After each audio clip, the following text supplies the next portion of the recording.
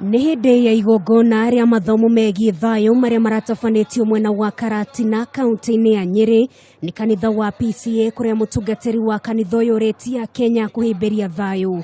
Ahuri biacara, arutani na arũmĩrĩri a kanitha ũyũ nĩo maragunĩkire na mathomo maya. Kũringana na atongoria kanitha ũyũ, mĩtugo gatagati ka mbeũ njĩthĩ nĩ ĩthiĩte na mbere kũhotoma, naguo no mũhaka ĩrũngwo maũndũ matanathiĩ na mbere kũharagana. When we do PPI well, it will ground our children with the good morals, and therefore even when they will grow, they will know how to live in unity. They can never be divided. They will never hate others because of their tribe, because of their color, because of anything that they have. Nancy Kahudhia ore no mwe wa arĩa maraharĩrĩirie kĩũngano gĩkĩ augĩte mathomo marĩa maraheana nĩ mekũguna nginyagia ciana nini ũrĩa marihotaga gũthingatithia mĩtugo mĩega ona gũikarania na njĩra ya ũrũmwe. These children are not just in their families and in their communities.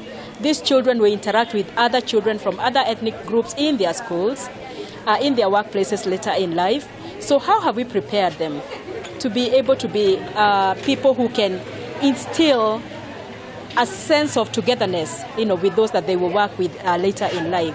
So PPI is critical in terms of instilling those kind of values.